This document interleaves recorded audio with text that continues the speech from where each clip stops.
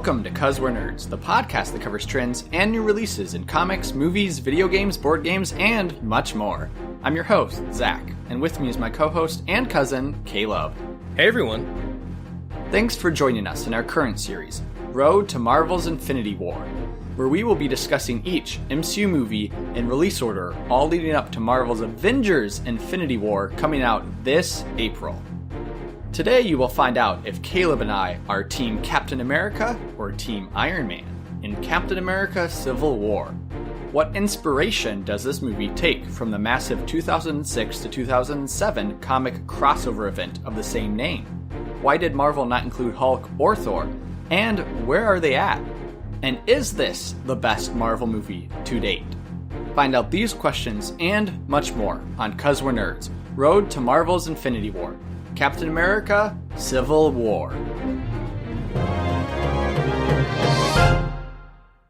Caleb, mission report December 16, 1991. Hail Hydra. No! That's not good. I'll never tell you. Yeah. I don't know if you remember, but after this movie came out, that line was actually memed to death. There was like it was a living meme. If you go on to knowyourmeme.com, it has a whole article on that line, because the meme is it's depicting an ordinary social situation, and then it ends with a request for mission report 16/90/91. So for our podcast, I had to do some meme research. I had no idea. Yeah, the best one I found, it was a picture, and it went viral on Facebook, and you have Zemo, and he goes, mission report 1991. And then the next picture is of Luis, and he's like, okay, so I'm at this art museum with my cousin Ignacio, right?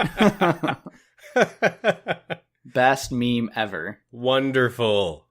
Well, memes aside, how did we get Civil War in Captain America 3? Because I do know that originally the Russo Brothers were not planning on having Captain America 3 follow the storyline of Civil War, and so I believe Kevin Feige pointed that in that direction. But how did we get from the Winter Soldier and the aftermath of the Winter Soldier to here? Well, after the Russo Brothers did the Winter Soldier, they had some test screenings, and Marvel was so impressed with the response that they immediately hired the directors back before that movie even released. So they came on board pretty early. And like you said, they didn't want to do Civil War originally. They were going to do a story called The Mad Bomb. Oh, interesting. Yeah, so essentially what they were going to do was, the story of the Mad Bomb is it's a bomb that pretty much turns people mad, right? Kind of zombifies them. And it was going to be hordes of people attacking Captain America. Zemo was still in it. All that was still in it. And they were going to turn some of the Avengers or some of these other characters against him to give it that emotional stakes that this movie has. Sure, that makes sense. But Feige said, you know what? Let's do Civil War. And this was something that had kind of been on and off the table for a few years. Marvel had been thinking about it, and they decided that this was just the right time to do it. Because with the story of that, really that oversight kind of idea coming in, it worked with the past 2 or 3 films, which were kind of world-ending events. Yeah, exactly. Feige mandated this, actually. He told the writers, and the writers were sent off to figure out how to make it work and include some of their ideas from that original Mad Bomb story into it. Nice, okay. And so we got Civil War, the Captain America Civil War, I guess. Yeah. So, Zach, do you remember how this was announced? I don't. I'm assuming it was at a Comic-Con. It was not at a Comic-Con. So actually, in 2014, Marvel held this event. It was the first of its kind, and it was this whole press event surrounded just on Marvel. That's pretty impressive. Yeah, so Feige was heading it, and pretty much they were in this theater, and they unveiled the entire Phase 3 slate, starting with this movie and ending with Infinity War Part 2. Okay, I do remember when it was announced, because we had talked before, and I distinctly remember telling you I wish they would do a Civil War movie, but with the slate of superheroes they have, this will never be a reality. And then 6 months later, boom, it's a reality. Yeah, it was crazy. It was really funny. In this event, they announced Captain America first because, they announced them in order. And because this is the first movie of Phase 3, it was the first one up. But they announced it as Captain America Serpent Society. Yes. Yeah, so in the comics, the Serpent Society are this kind of funny group of characters. They're all snake-themed. They're yes. I don't know, 5 of them. Or anyway, it was kind of a joke. And so he got through the entire presentation, and he was wrapping up, and he was like, oh yeah, you know what? Actually, one more thing. And they showed the logo, and it shattered or something, and in came Civil War, and everybody applauded. Oh, yes. Yeah, because this is probably one of the first major crossover events that was received very well commercially. Yeah.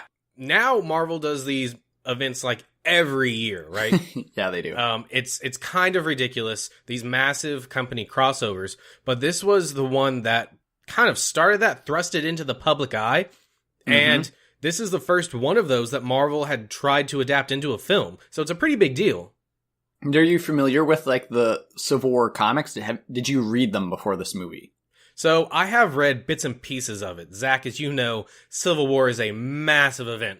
Not only did it have its own comic book line, but every character had their own tie-in. There were spin-off books. It was absolutely enormous. So I have read most of Spider-Man's run in it, if not all of it. And I think I've read a few other comics that have to do with it. I don't know if I've ever actually read the full standalone book, though.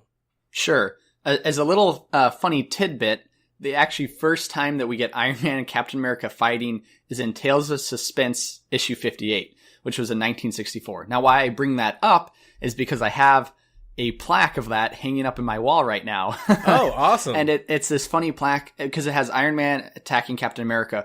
But what's funny about it is comics will have boxes on their titles kind of explaining why you should kind of buy this comic. It's astonishing. Somebody's going to die. Mm-hmm. And in this one, they say, why are these two gallant allies battling each other to the bitter end, ... And then says, mainly to get you to buy this magazine and see the answer inside.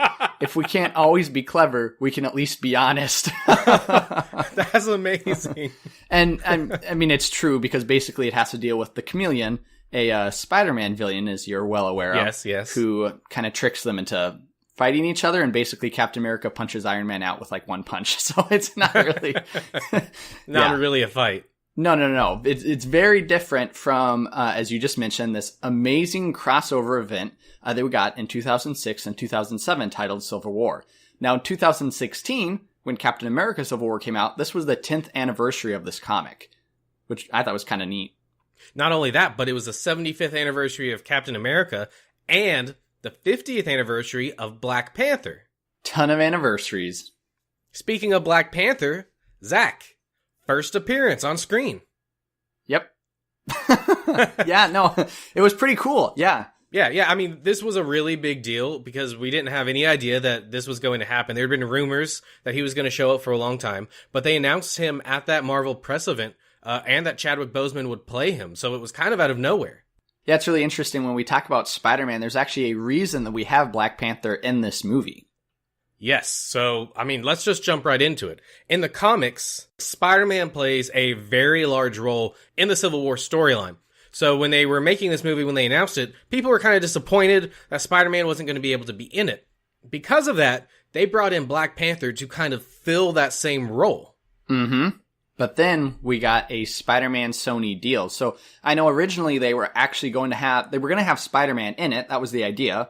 When it looked like that was going to fall through, they brought in Black Panther. But then the Spider-Man Sony deal got approved. But at that point in the screenwriting process, Black Panther was already playing a pretty major role. So they decided to leave him in the film. Yeah, that's pretty much correct. Black Panther was in the film originally, but he had a much smaller role, and so they boosted it when they didn't think Spider-Man was going to be in it. But the Amazing Spider-Man films, 1 and 2, we got 2 of them, that has an Oscorp building in it. That building was almost put into the first Avengers movie to kind of link those worlds. That fell through, thank goodness, because that allowed this to happen. So Zach, you probably remember there were some leaks. There was that massive Sony leak the year prior.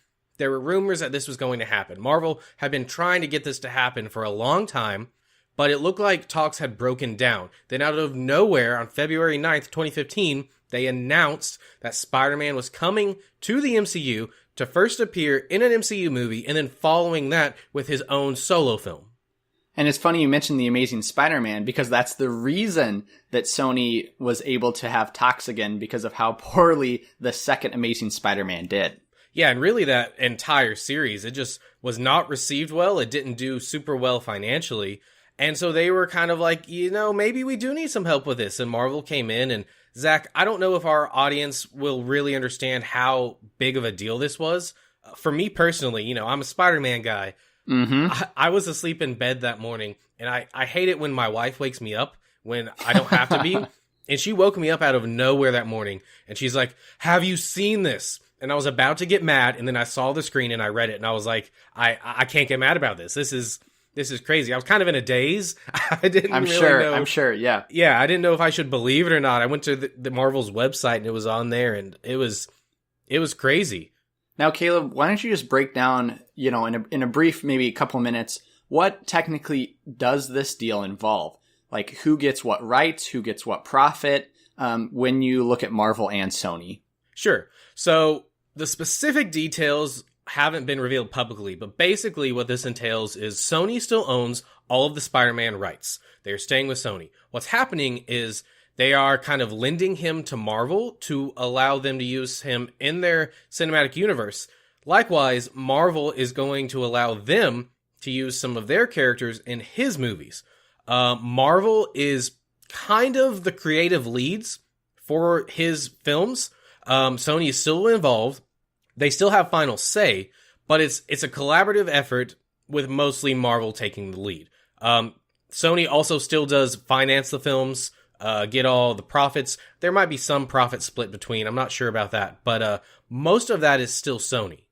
Okay, so how long is Spider-Man licensed out to Marvel? Because if we get now into Phase 4, could Sony suddenly pull the plug? That's a really good question. After the success of, I believe it was his own movie, Homecoming, there were rumors that this deal was not going to continue because of some things that Amy Pascal said, who is the person over at Sony that's kind of in charge of this. But that seemed to not be the case as time went on. They haven't said if there's a time that this deal expires. There's probably some term in the contract that states that they can, but we do know that we're getting another solo Spider-Man film that will be set in the MCU, so it goes at least through that. Sure. Well, Caleb, talking about Spider-Man, you already mentioned he plays a huge role in the Civil War comic kind of crossover. So this crossover started in 2006 and went to 2007. It was 7 issues were like the main title, but as you mentioned, basically every comic that was running in Marvel at that time stopped its issues and or like its storyline and had to, work this Civil War storyline into their running comics. And so the event was crafted by Mark Miller and Steve McNiven. And so the plot is a little bit different than what we get in the movie. And I actually really like the comic book plot because in the comic books, we get a team of young superheroes called the New Warriors. And in their comic, they have a TV series. And so it's like a live action superhero TV series where they attack villains. And unfortunately, their ratings were low. And so they found like these villains that were way out of their power grade, but still decided to attack them. And like this team of heroes, the New Warriors, were really low power grade warriors. We had like Night Thrasher, Speedball, Microbe, Debris. The one you might be familiar with is Namorita. And so they go after this villain group. And that's when one of them, Nitro, in this villain group, he explodes. He does his power or whatever. And unfortunately, they're right next to an elementary school. So it kills around 200 children. And it was known as the Stanford, Connecticut incident. Yeah, very, very intense. And really just used as a way to kick off the story. That's right. And so in the comics, what we get is a Superhero Registration Act. This is not a UN worldwide thing. This is a strictly United States government.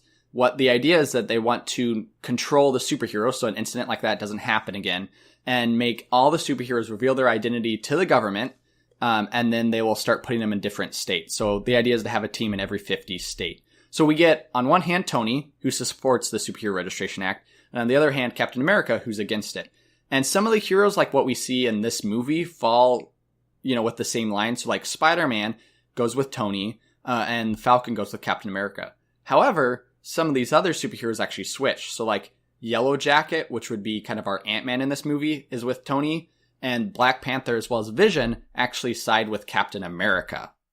And it's probably a good time to note that we said this is a company crossover.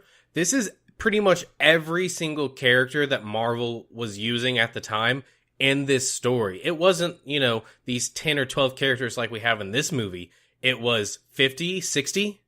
Yeah, it was a huge cast of characters. And so I think that's why nobody really thought Civil War could happen, because you have such a small cast in the movies. But, there are a lot of similarities between the comic books and the movies. Obviously, the biggest one's Tony versus Steve. But, for example, during the end fight scene, when Tony's calculating Steve's moves, that's in the comic books. Hulk and Thor are both gone and believed dead. That's in the comics and also in the movies. There's a lot of other characters, like shots and storylines, that kind of go hand in hand, even including small ones, such as the time frame for the signing of the Accords. That's the same time frame they use in the comics as well as in the movies. And even the betrayal of Black Widow, that happens in the comics, but it's Sue Storm instead. However, there's a couple differences that are important to note. The biggest one, I would say, is there's a huge death in the comics. Do you know the death I'm talking about? I think you're talking about Captain America. Yes, but that actually technically happens not in the storyline of Civil War, so not in the main storyline.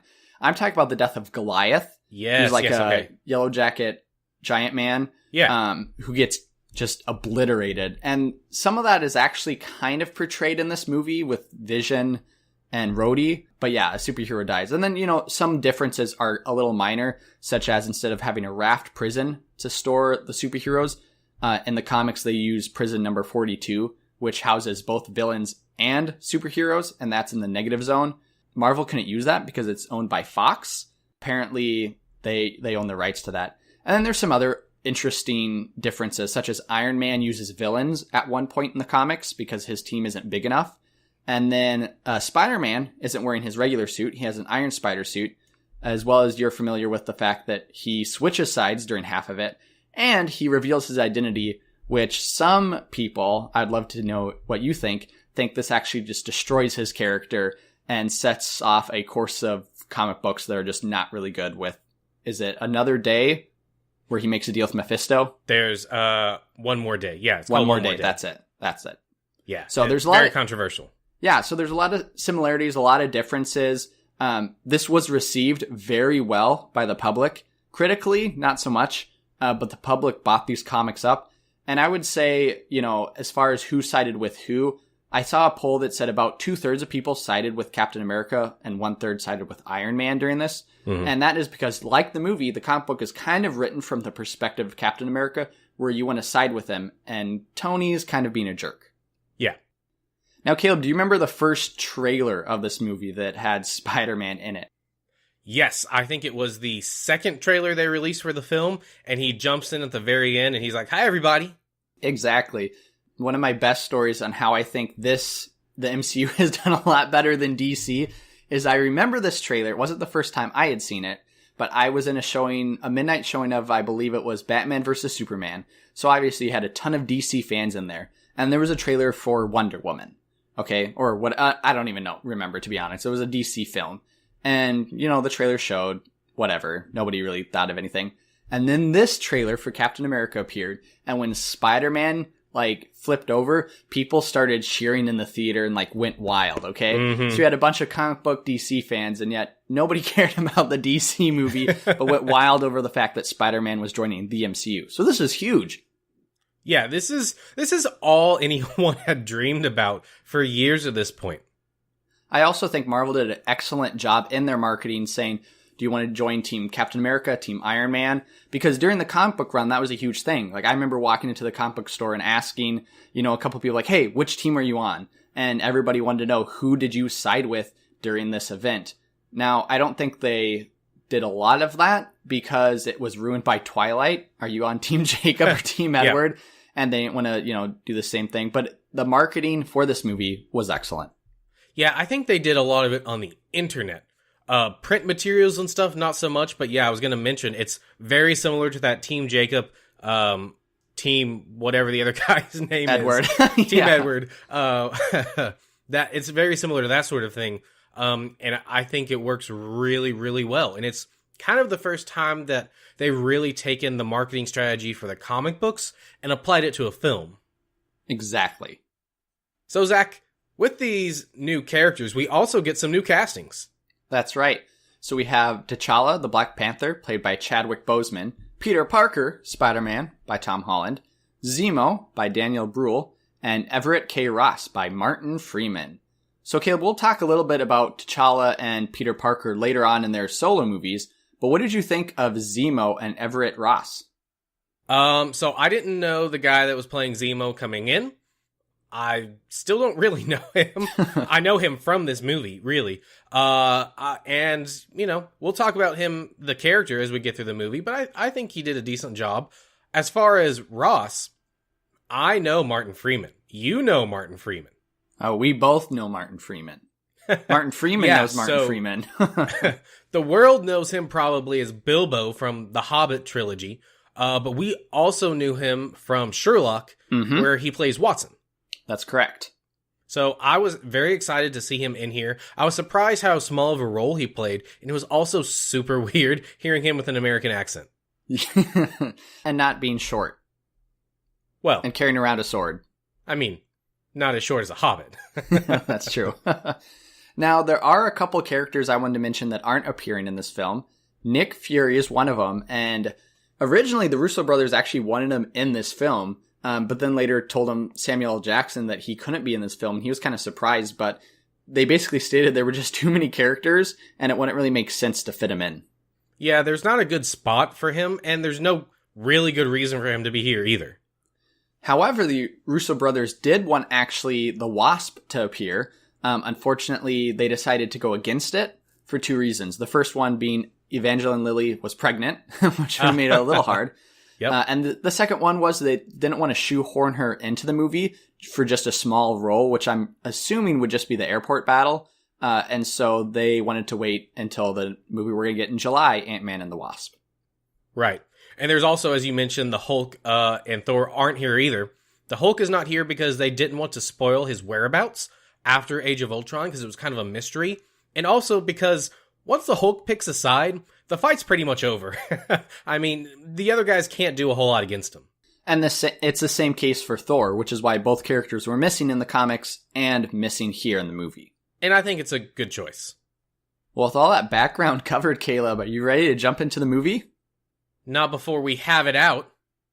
No, just kidding. Yeah, we can jump in. Yeah. Political pressure mounts to install a system of accountability when the actions of the Avengers lead to collateral damage. The new status quo deeply divides members of the team. Captain America believes superheroes should remain free to defend humanity without government interference, while Iron Man sharply disagrees and supports oversight. As the debate escalates into an all-out feud, Black Widow, Hawkeye, and the rest of the team must pick a side in the superhero civil war. So cue opening to 1991, and we see Bucky getting brainwashed as the Winter Soldier, as he's getting his brainwashing trigger words, and one of those words, Caleb, is homecoming. Now, after this movie, we got Spider-Man Homecoming. That was not intentional. Yeah, this was kind of an accident. They just picked random words, and one of them just so happened to be a title they used for Spider-Man. But still, nonetheless, it's a pretty neat accidental tie-in. Yeah, it's pretty cool. Also, Zach, this is, I don't know, like I feel the third or fourth movie lately that we've gotten with the flashback at the beginning. I know it's not in the order we're doing the movies, but this one of the others we watched recently did, and then Black Panther did as well, which we've both seen recently. And so this is, I don't know, kind of weird. It feels like a new thing Marvel's trying to do. And it's also in Russia, which you have pointed out in Marvel movies is usually the villain, so... True. A lot of tropes. So, in this opening, we see Winter Soldier go and wreck a car, and he grabs something out of the back. They look like blood packs. Does this really ever come back in the film? I think kind of side story does, but it doesn't seem like a big focus for the emphasis they put on it here. I actually like it because it's a mystery. So they hand you a little tidbit, right? A little mystery box, but you're not allowed to open it until 2/3 through the movie when it's explained kind of what that mission was, why, and what that blue package is. Well, do they actually ever explain what the blue package is? We know what it ultimately does, but I don't think they call it out. And so I'm thinking it's either one of two things. It's either a new super soldier serum that they've been trying to do, because those serums were blue in phase 1, or it's liters of Stark's blood. Not Stark's blood, Cap's blood. Yeah, I think they do call it out. I don't think they specifically name it, but, it's at that end credit scene we got at Ant-Man where Bucky tells them what it is, and it's another flashback, and he says it's some type of serum to make super soldiers. So the idea then is it's the super soldier serum, or as you said, Caleb, some type of blood from Captain America. I'm going with a makeshift serum. Okay, well, that makes sense. Well, after that short scene, we are thrust to the present-day Lagos, and it is here that we get our new Avengers team who are tracking Grumlow. And we're also told that they've been tracking him for 6 months now. So they've tried to capture him, they failed, and hopefully this time they are able to successfully capture him.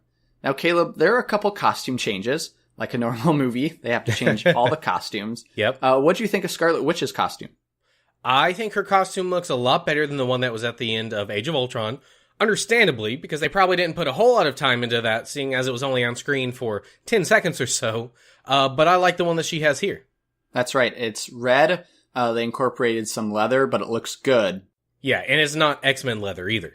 No.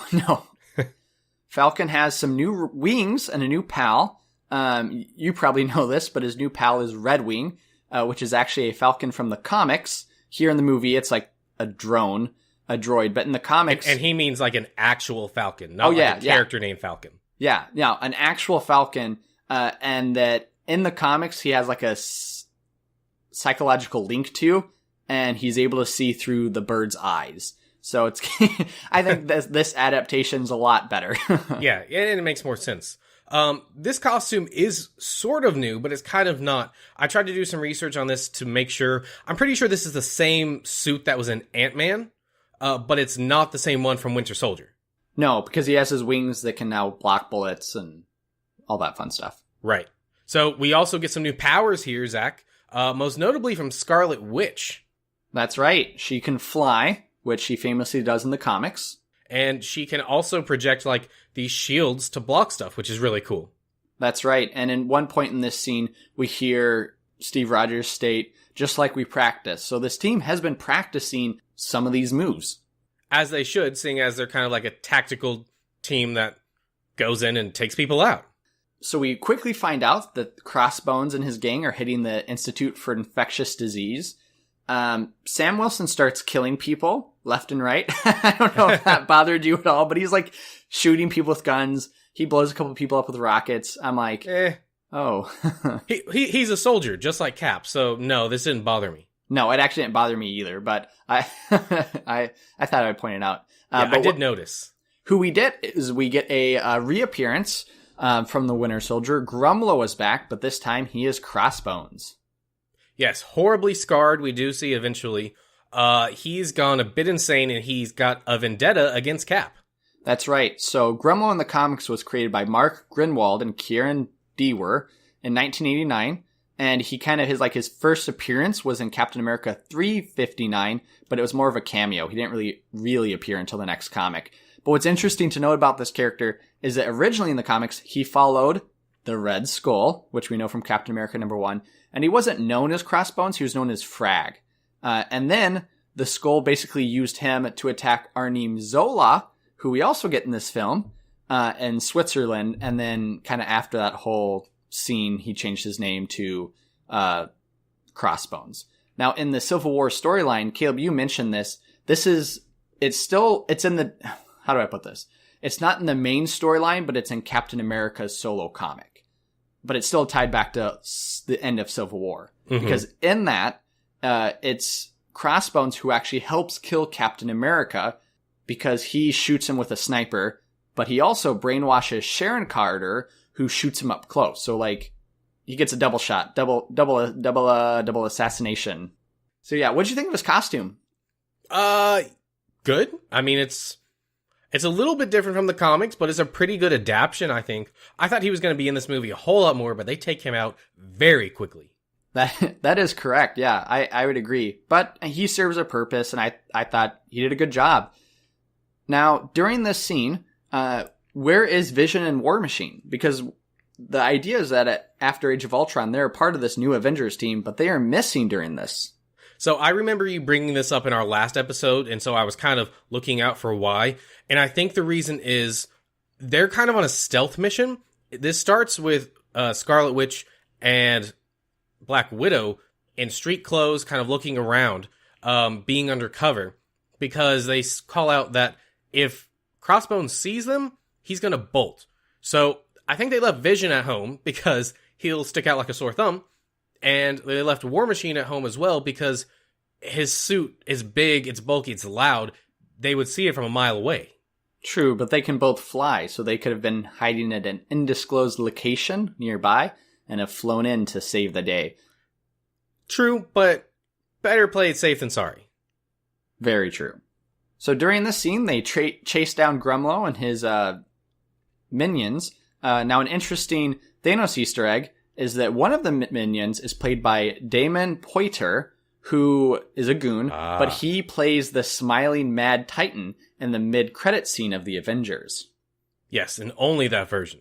Yes, he is soon replaced by Josh Brolin. But we see him here again. So while the Avengers are busy taking out Crossbones, Tony is giving a lecture at MIT. That's right. Well, we first see him as young Tony. Yeah, another aging down. I called out last time that Douglas was the best one, I think, so far. It still is. This one is really good, but something about it looks a bit off. I think it's because the scene is so long. Yeah, I would agree. Something's definitely off, but I think it's okay because it's not like they're trying to make him an actual young Tony. It's in the movie itself. It's this technology he has. So I think it's okay that he doesn't look exactly like a young Tony Stark. Sure. And we do get a kind of foreshadowing here where he's supposed to say Pepper Potts, but he hesitates and decides not to, which plays in later into the film. But while he's walking out, we get a cameo from Jim Rash, who most of our listeners will know from Community. He's the principal on that show, and he's here because of the Russo brothers and their involvement with Community. That's right. So we had a couple cameos in The Winter Soldier, and they continue that here with the Civil War. Now, after Tony Stark kind of leaves, and Caleb, why does he leave? I don't really understand. He's not going to the bathroom. He just, leaves. Well, he's giving, a keynote speech, and he's done, so I'm assuming that he's just going home. Interesting. All right. I mean, I give a keynote speech, and I stay for weeks, but, some people like to go home afterwards. But it's here that he runs into Miriam Sharp, played by Alfre Woodard. As we know from Luke Cage, she appears again in that TV show. Yes, as the character Mariah Dillard, or Black Mamba, I believe is her supervillain name. She's the main female villain throughout that whole series.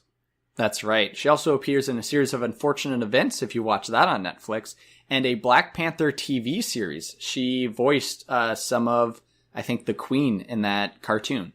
Yes, I did see that, but, I saw that credit. I haven't seen the film or the TV show. Sure. Now, Miriam Sharp actually plays a really big role in the comics because she's a huge activist. So, her son dies and becomes a major player, and she is the one that kind of spurs Tony on. There's a scene in the comics where she spits at Tony's face, and then that's why he basically joins the side for the Superhero Registration Act. And originally, Joe Quesada in the comics wanted her to shoot Captain America at the end of the comics.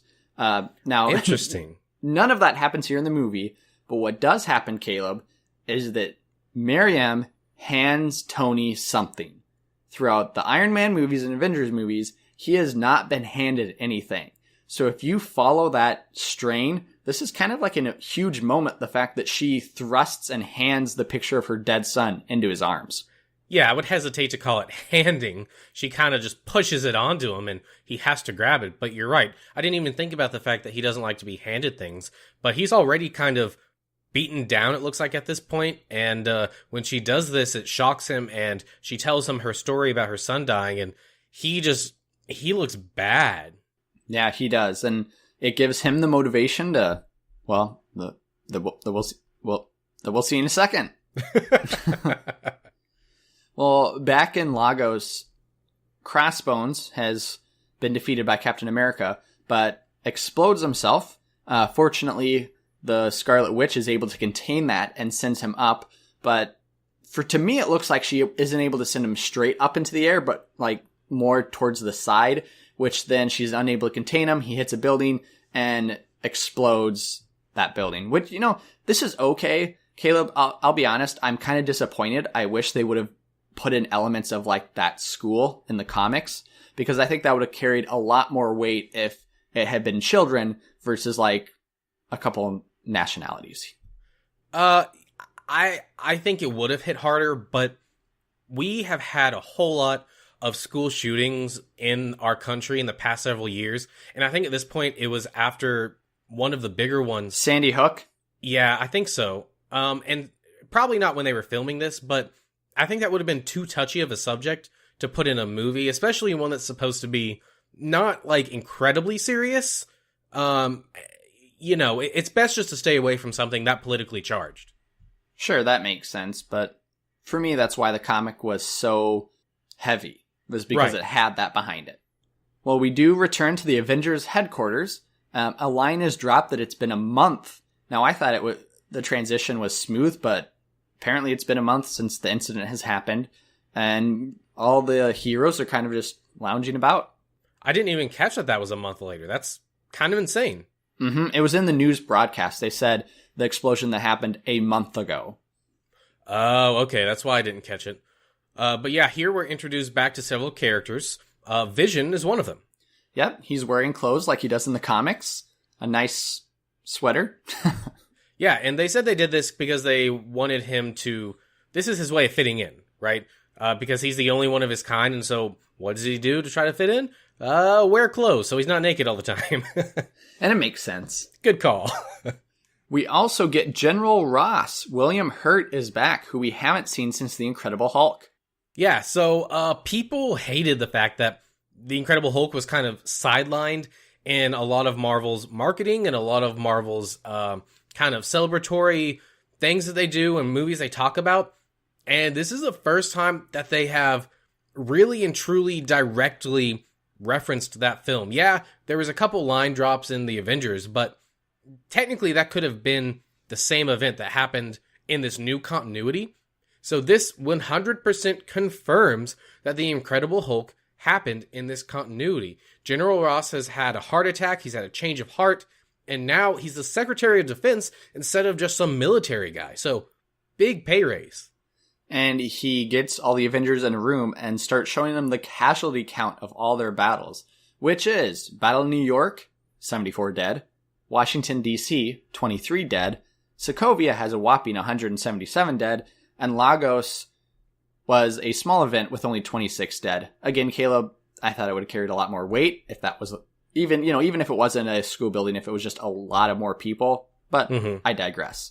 You know, it's interesting that they don't show London here from the Dark World. Or the Incredible Hulk. True. Good point. But anyways, the total is 300 people have died.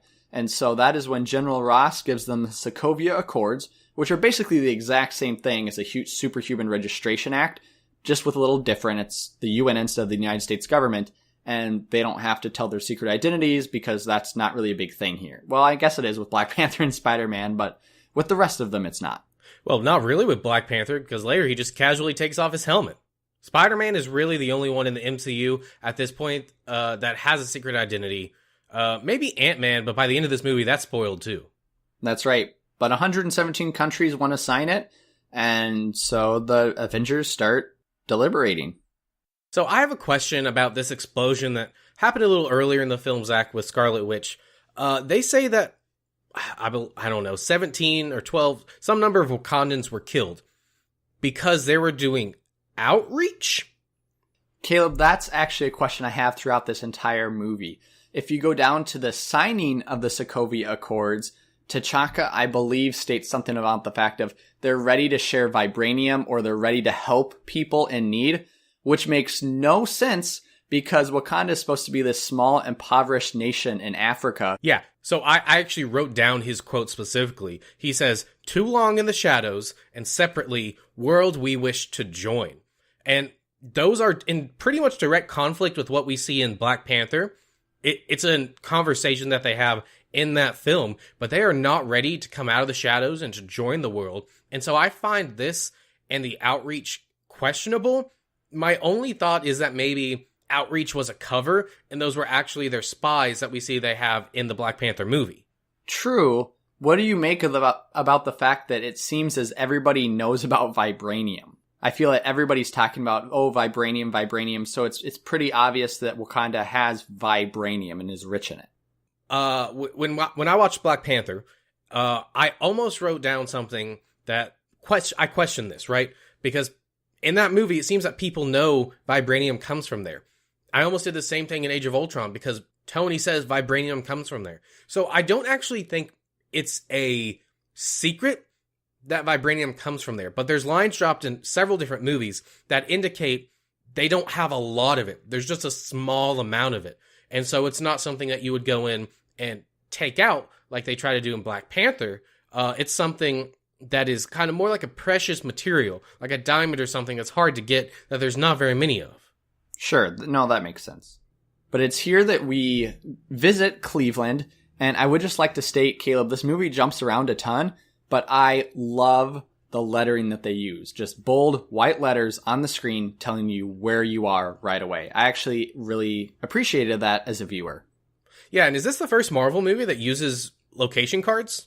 No, Guardians of the Galaxy did. Oh, okay, yeah, you're right. This is the first one that's in your face, though. Man, you can't miss it. But you're right, it does bring you up to speed on where you are. And here we get our first introduction to, well, not Baron, but Zemo. That's right. So we get Zemo as well, who in the comics is called Baron Zemo, as well as another villain, Vasily Karpov, who's a Russian. So in the comics, Baron Zemo, besides the mission report meme, was created by Roy Thomas and Tony Isabella, and he appeared in Captain America 168. So that's 1973. So he's raised by his father, who does get a mention in this movie, which means that Heinrich Zemo, which is his dad, is alive in this movie. Was alive in this movie. He's dead now. Was alive in the MCU. And Baron Zemo is the 13th Baron Zemo. So basically all the kids are named the same, Baron Zemo. Oh, wow. And yeah. And he actually didn't really appear as that first. His first appearance as a villain was called the Phoenix. And he was sent to kill Captain America. He failed in his first appearance, fell into what's called Adhesive X, and kind of like a Joker, became disfigured. And then now in the comics, he's known as the villain, just Baron Zemo, and wears this purple garb. So he basically has a purple costume, a famous purple cloth over his mouth, and then a sword and some fur. And it's not just his mouth, it's his whole head. It's like a drape that kind of goes over the whole thing. And he's got this crown-like thing normally as well. Yeah, for those of you who live in cold weather, it's like a full face stocking beanie without the mouthpiece. So what about this other guy? Yeah, so we get Zemo here, who's breaking into Vasily Karpov's house to get that call card, so that he can call Bucky whenever he wants to. Ha ha. But he's getting the information to brainwash Bucky. Now, okay, you might think this is just normal Russian, but he actually does appear in the comics with some interesting tie-ins. So Vasily Karpov is a Soviet officer, and he appears in the 5th issue in the Brubaker-Epting Captain America run I talked about in The Winter Soldier. They were the same guys that created that in 2005. And so he is responsible for brainwashing the Winter Soldier, which he is in this movie. He's also responsible for training the Soviet super soldiers in the comics, which I believe is what we get in this movie. They're never stated as that, but I believe they are, because one of them is called Alexei Shostakov, and he is known as the supervillain, the Red Guardian, and he appeared way back in the 1967 in Avengers 43 by Roy Thomas and John Buscema. And why it's important that you know about the Red Guardian is that before he became a supervillain, he married another Russian that we have on the Avengers team, Natasha Romanoff. Interesting. Yeah, and then the Russian government fakes his death, and that moves and motivates both of them. Natasha becomes an agent then for the Soviets, and so does he, and they go on separate paths. And so in this movie, my assumption is that the guy he has kind of black hair, he's like the main Soviet super soldier they show in the movie. My assumption is he's Alexei, but then that means the Red Guardian's dead, so maybe not.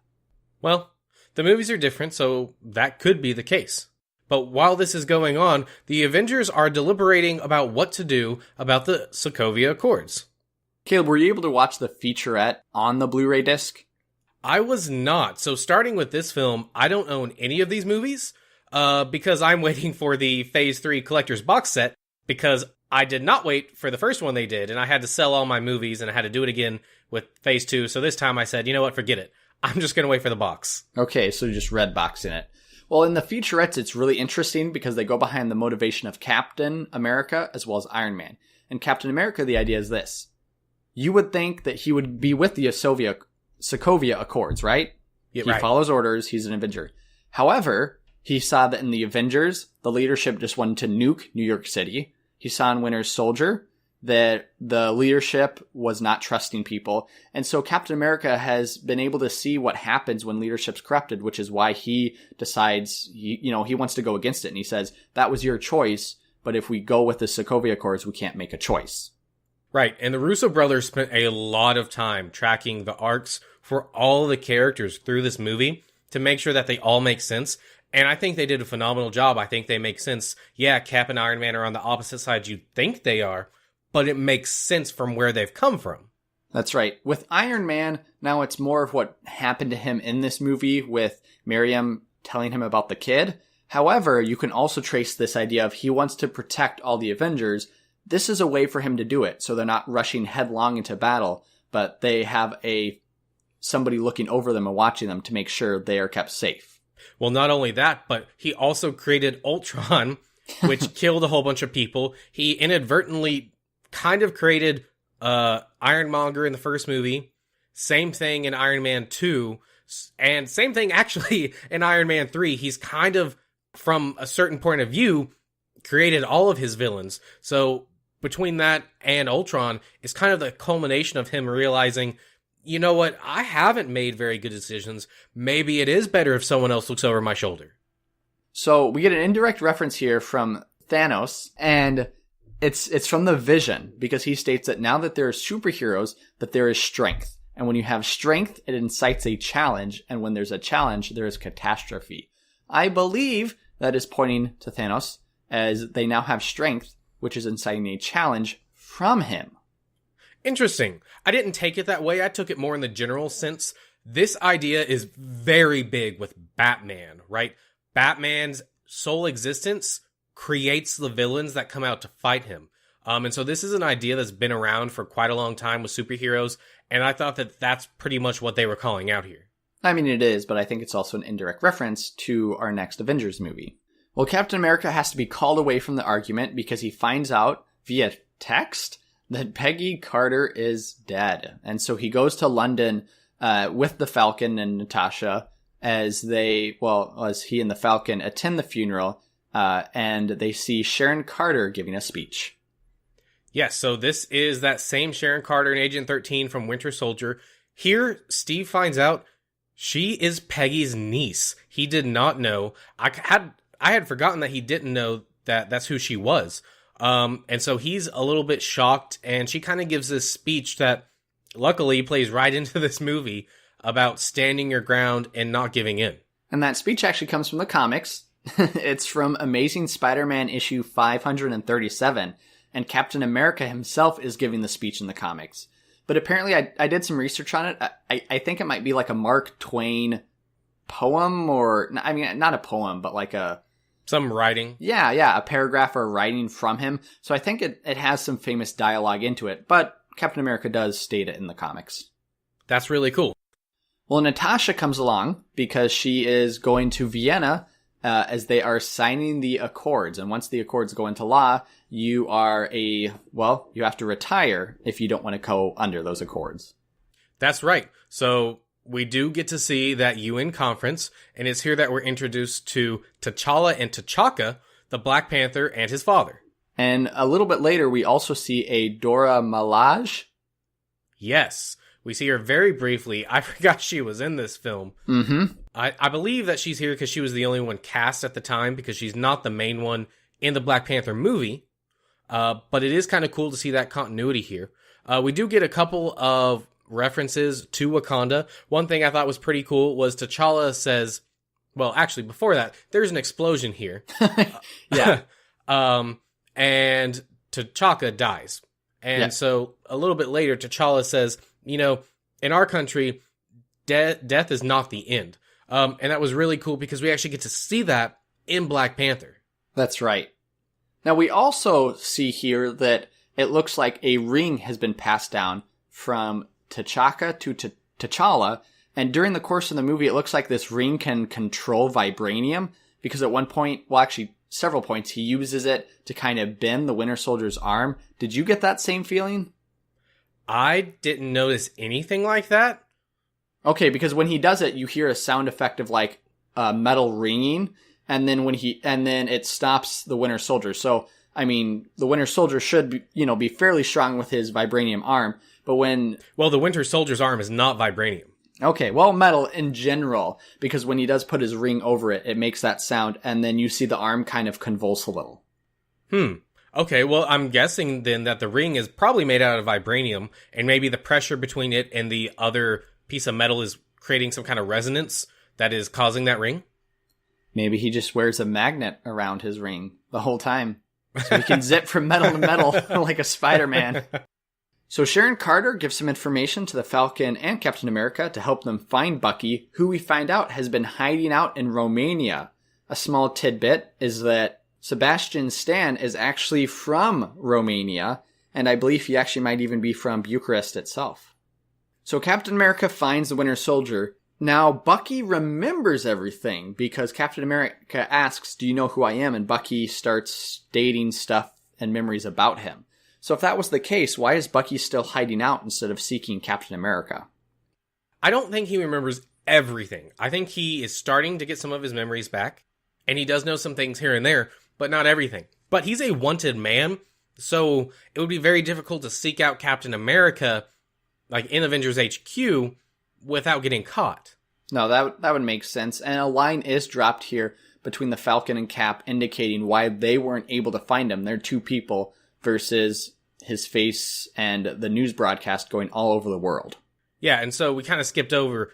He's been framed, or he might be the one that did this explosion that killed T'Chaka. That's right.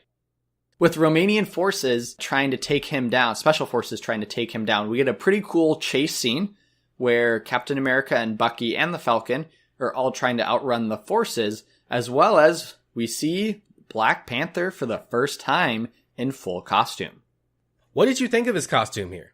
Aesthetically, perfect. I wouldn't change a thing. I loved it. Now, ability-wise, I hated it. Oh. So his costume is made of vibranium, I believe, is what they stated, or maybe? I don't know if they stated in this movie. Okay. But we find out in Black Panther that is the case. That's right. And so when he's shot at, bullets just fly off of him. I didn't like that at all. I think it was okay this viewing because I've seen the Black Panther movie.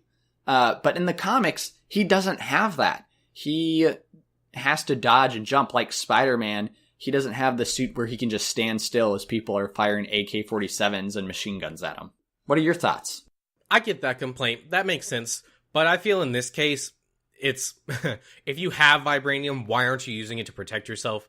Like it makes more sense in this scenario. I also think it looks fantastic. It doesn't look exactly like the comic book version. Some people complained about that, but it's almost as close as you can get without it looking bad. I think that it looks fitted and bulky, but without looking over bulky and not athletic enough. I really like the retractable claws. I like the eyes. I actually end up liking the costume he gets in Black Panther a little bit more, but I think this is one of the best costumes that they've done on the first iteration of a character. Overall, excellent. Now, the fight scene does end with Bucky, Captain America, and Falcon all going into custody, and we get a quick scene over in the Avengers headquarters to find out what the Vision and Scarlet Witch have been up to. Some fun No, just kidding. Nope. Yeah, so basically, through some dialogue, we find out the Vision is there to keep Scarlet Witch there, because Tony does not want her out and about, because he's afraid that she is going to cause another incident. There's also some dialogue here that hints at Scarlet Witch and Vision's relationship. Now, Zach, I think you mentioned this in Age of Ultron, but in the comics, they're a couple, or at least they were at one point. Yeah, they're a couple, and I mean, in the comics, they get married, so a lot happens. Well, we also get a reference to the Mind Stone, because if you could think about it, Vision has the Mind Stones. He really should be able to do whatever he wants to do. However, he states to the Scarlet Witch that he really isn't sure what it is and what it does. Yeah, and this is a nice way to write them out of him being too powerful. Because you're right, if he knew what it was and how to control it, he could pretty much do whatever he wanted. And so here, he's still trying to figure it out. He's still trying to understand it. And, he talks about how it did give Wanda her powers. Now, Zach, since we're here, I actually want to talk about something you brought up a couple times. Sure. In our last 2 Avengers episodes, you were talking about something, and I was adamant that the Tesseract did not power the staff, and that they did not say that in the film. That's correct. So who is right? I have done some research. You are correct. It is stated in the Avengers. Mm-hmm. However, I'm always right. Nick Fury says it. Nick Fury says it right after they get the staff. And so I think that he is wrong, but I think that he was mistaken in that moment because they hadn't had enough time to analyze it. Even if they had, they're both Infinity Stones, so I'm assuming the energy signature that's coming off of them would be very similar, which would lead you to believe they're linked.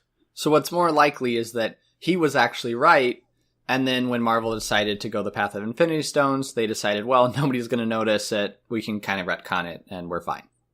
Maybe, but I mean, it was pretty much a throwaway line anyway, so. True. So everybody, Caleb's wrong. Zach has been right from the start. Again, I admit only it. Listen to me. I admit it. Mr. Thanos. Just kidding. Well, we go back to Berlin, and it is here that we meet Everett Ross, played by Martin Freeman.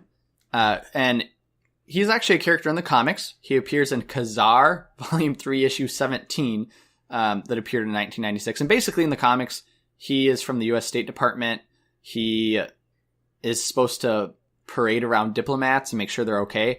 So he's been assigned to T'Challa, and that kind of opens his eyes to this whole new world in Africa and everything else with superpowers, basically. And that's it. Yeah, and so here, because Rogers was brought in, Stark is here as well, and we see more of their kind of disagreement and their different sides of the story. One important thing that's revealed here, though, is Stark and Pepper have broken up. Yeah, great acting by Robert Downey Jr. as well as Chris Evans in this scene when they're arguing. It gives weight to both of their sides. Rogers is about to sign and then basically learns that the Scarlet Witch is being held captive. And I think some of what Robert Downey Jr., by stating that they're not together, is to try to get sympathy from Steve Rogers, but it still works. Yeah, and I also think for the audience, this is a very interesting development because she's always been there. And this kind of portrays Tony's superheroing as an addiction, right? Because he mentions that he blew up all of his suits, which happened in Iron Man 3. He was going to give this up, but he just couldn't. And because he couldn't, it cost him Pepper. And he's very upset about that. And I think it's been confirmed that she's going to be in Infinity War. I don't know in what capacity, but this is a pretty big shakeup for the movie version of the character. Remember, Caleb, she's going to die. That is our prediction. Oh, that's your prediction. That's my prediction. That's right. Remember, guys, Zach's always right, so let us know. Now, Tony Stark also states here that he doesn't have a suit. That just... Why? Because to me, he always has a suit, right? And what we saw is that when he doesn't have a suit, it's like a bodyguard. But it's here that he's like, no, I'm a non-combatant right now. I don't have a suit with me. Does that make sense to you? I thought that was kind of sloppy writing. Yeah, I didn't even notice it, but you're right. That That doesn't make a whole lot of sense. Maybe it's the Accords. Maybe there's something in there that states he can't just parade around with it. Well, what we do get is Zemo breaks in, is able to call out all the brainwashing, mind-washing words to the Winter Soldier, who then goes on a rampage, and Zemo is able to escape. And we get here that the Winter Soldier, after taking out Stark with his cool hand gadget, I thought that was pretty good, as well as taking out Sharon, Black Widow, and the Black Panther, he then proceeds to try to fly away on a helicopter. And we get a famous shot of Chris Evans trying to stop the Winter Soldier and the helicopter by pulling one arm with the helicopter and one arm with the landing pad. Now, Caleb, for this scene, Chris Evans actually wanted his shirt off originally. No, he didn't. He did. Yes, it states. I read a couple articles that state he wanted his shirt off, and the Russo brothers basically told him he couldn't, that it wouldn't make sense. And he's like, yeah, you're right. It wouldn't make sense. Well, we don't get our shirt off scene, but I was just going to say, yeah, this is basically the stand-in.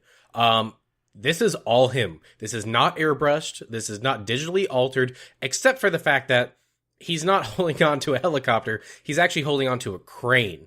But this is very intense. He actually hurt his arm doing this. Yeah, he injured his arm and his hand. And this is actually Tom Hiddleston's favorite part in the whole movie, is this scene. He stated he loves it. And what's funny about it is that Chris Evans, throughout, his movies in the MCU, he had to work out between shots.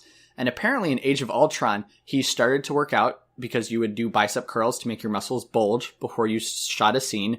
Mm-hmm. And he stopped in Age of Ultron because he felt very, I guess he didn't have any confidence, and he felt, weird basically because he saw that Chris Hemsworth as well as Robert Downey Jr. and other actors weren't doing it. But then apparently after Winter Soldier, Anthony Mackie would just be doing reps left and right. And he's like, who cares, man? Just do it. And so Chris Evans states that after he saw how Mackie didn't care whatsoever, that he started to do reps as well before the movie. And he did a ton of reps right before this shot so that his muscles were bulging. And man, it's beautiful. It is very beautiful. Well, Bucky does end up falling in water. An interesting tidbit is this is the third movie that Bucky has fallen into water. He fell into water in The Winter Soldier. He falls into water in Civil War. And in the Captain America, Bucky falls into snow, which you can consider an element of water. That's a stretch. It's a little stretch, but it still works. I believe there might be a stream that's actually in that canyon when he falls. Oh, okay. Sure. Whatever you say. I'm always right, remember? All right, so with Bucky gone, Ross gives Iron Man and his team only 36 hours to go find Bucky. And Steve. And yeah, Bucky and his crew, everybody. And so Tony heads off to Queens, New York. Some background music's playing, it's pumping, and I was thrilled when it showed those huge white letters, Queens, New York, because I knew exactly where they were going. Yeah, so Queens, New York is where Spider-Man lives in the comics, for those of you not in the know. And he does go in, and we follow Peter in. This is our first live-action appearance of Peter in the MCU. And Tony's just sitting there talking to his hot Aunt May, Marissa Tomei. That's right. That was hilarious. And that's kind of an in-joke, too, because I remember people talking about this when they cast her. They were like, what? Aunt May can't be hot. She's supposed to be old. Basically, Tony tricks Aunt May into letting him talk to Peter, which sounds kind of creepy when you say it that way. Yeah, that was very creepy. But they go and they talk, and basically Tony says, yeah, I know you're Spider-Man, you need an upgrade, come on and help me. And reluctantly, Peter does. That's right. Now, I will say there is a inconsistency in his character because it looks like he has a lot of retro equipment that he is handling. Later on in the airport scene, he references as he calls it, retro old movie, Star Wars. So if he deals with retro equipment, why does he not know what Star Wars is? There's actually a worse break in continuity in his movie. He's got AT-ATs in his room, but here he doesn't know what they are. And his best friend wants him to build the Lego Death Star with him. Right. So, I don't know, maybe he marathoned the movies in between. Also, this is not the same place they live in his movie. This looks like an apartment, and they actually have a house in his film, so I guess they moved? But it works. Yeah, small detail. And so while Iron Man is building his team, we see that Captain America is building his team. First, Clint Barton rescues Wanda from the hands of, I was going to say Vision. Ultron, but yeah, that would make sense. From the hands of Vision. So he's come out of retirement to support Captain America. We also get a scene with Sharon Carter where she gives Cap and Falcon all of their equipment back. And we finally get the conclusion of this kind of tension that's built up for 2 movies where they get a kiss. That's right. This is a hilarious scene with Falcon and Bucky in the the car, because first he's like, "Can you move up your seat?" And Falcon's like, "Not a chance." So he shifts over, and then after they kiss, Captain America looks back, and they're both just like, "Yeah, if you're a guy, you get it. You know, you just get it. You know what they're doing." It's so real life. It's so funny. Well, we then see Captain America's team together at the airport with Scott Lang, who meets Steve Rogers. Now, purportedly, Scott Lang's enthusiasm is actually incredibly real because he was so hyped up to meet Chris Evans, as well as some of the other actors in this movie. I mean, how could you not? They've been doing this for years at this point, and so everybody knew who they were. And, you know, actors, we think of them all as knowing each other, but they don't. They're just as excited to meet their heroes as we are. And now with the teams assembled, we jump to an airport where they try to talk it out and it doesn't work at all, which we knew was coming. And battle commences. That's right. So we haven't laid out the teams yet. On one hand, we have Iron Man's team, who has Iron Man, War Machine, Vision, Black Panther, Black Widow, and Spider-Man. And on the other hand, we have Captain America, Falcon, Ant-Man, Hawkeye, Scarlet Witch, and Winter Soldier. Caleb, if I was a betting man, I would put all my poker chips on Iron Man's team, hands down. Yeah, he's got all of the strong people on his team. In fact, I was looking at some screenshots today to try to get our thumbnail ready. Almost everyone on Iron Man's team is CG. I think the only one that's not CG is Black Widow. So when she was filming, was it just her standing with a bunch of stand-ins? Probably. But yeah, very strong. And Cap's team, almost no CG characters. He's a lot more grounded. And yeah, it doesn't look like he's win. And, you know, in fact, towards the end of this, he doesn't really win. No, but it is a really good fight. Caleb, what did you think of Spider-Man's portrayal? Zach, before this movie came out, I know people hate The Amazing Spider-Man 2, but I told them the beginning of that film is the best Spider-Man portrayal that we had gotten on film. That is blown out of the water instantly with everything they do with Spider-Man in this film. His portrayal is amazing. His suit looks great. I love how they did the animated eyes. It just works. What about you? Yeah, I mean, he jokes, right? It's like he's a 15-year-old kid instead of a 30-year-old adult. Like we got in our past 2 Spider-Man films. Right, and that was one of the goals of their casting, is they wanted to cast someone young. What did you think of his suit? Good. It's weird that he gets it from Tony. I wish that he did it himself and not from Tony, but that's fine. That's a minor detail. It explains how he can do all his different types of webs. It explains a lot of things in the comics that when you think about it, don't really make sense. Yeah, and, you know, for the most part, it's your typical Spider-Man suit, I guess for me, for your average viewer, and it works. Now, does Iron Man get a new suit here, or is this the same Mark we saw in Age of Ultron? No, this is a new suit. This is the Mark 46. He had the 45 in Age of Ultron. And this one looks a lot like the Bleeding Edge armor. I think we mentioned that last time, too.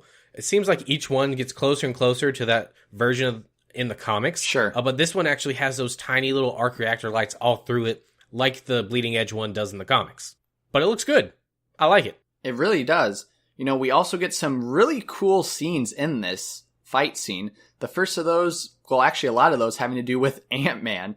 And the first one is where Ant-Man is on Hawkeye's arrow, which is actually a callback to the Avengers 233. On that comic book, the main page of that is Hawkeye pulling back his bow and arrow and Ant-Man's riding on it. Yep, exactly the same as it is. And then we get another surprise from the character later on as he turns giant. Now, Caleb, this is when I was not right. I remember that a couple of news outlets were reporting that he was going to be Giant Man, and I said, no way, 100% that's not going to happen. They're not going to just throw that randomly into this movie. And I think why people were assuming it was going to happen is that they saw his giant leg in an image and it looked like his leg. And I'm like, okay, no, that's something else. But here it was. It happened. Yeah. We got 2 new character introductions as well as a new form for this guy. So a lot going on in this movie, but they're handling it well. That's right. I thought it was done extremely well. When he did pop up, I will say I was concerned that they were going to kill off Ant-Man. They were going to go the route of the comic book where Goliath, he is large when he gets shot right in the heart and dies. And I was thinking, are they going to do the same thing with Giant Man? Or, well, with Ant-Man, who's now Giant Man. Right.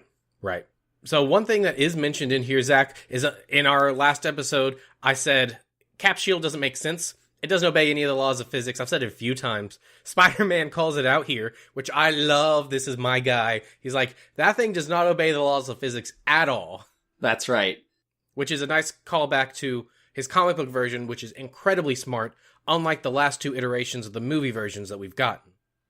Yeah, there's a lot of stuff to like in this airport fight scene. I will say, though, I do have one gripe, and that is that they are all... Nope, you're not allowed. I can. They're all pulling their punches. Now, some of them state that. You can just tell. That's different in the comics. While they're not trying to kill each other in the comics, other than that one incident, they definitely break bones, make each other bleed. And I believe we get that at the end of this movie, but that's my one gripe here. And originally when I saw this movie, I didn't care. I thought it was great. But for our podcast, I reread the Civil War story arc. So I came fresh off of reading that and then watching the movie. And so I think I just didn't like how that was portrayed. Zach, friends are not just going to go berserk and jump on their other friend and try to choke them out. That just doesn't happen in life. No, just for cousins, right? No, it just doesn't happen, Zach.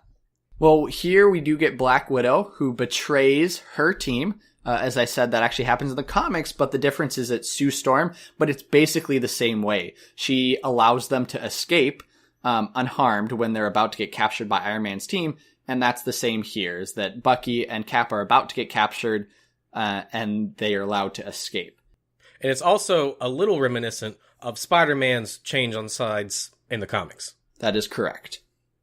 However, as they are flying away on the Quinjet, Rhodey and Iron Man try to catch them, with Vision trying to shoot out the Falcon's flight pack, I believe, or his wings. And he misses. Well, I mean, he actually has a good shot. It's the Falcon who dodges it, and then it hits Rhodey, who falls down to the ground and crashes.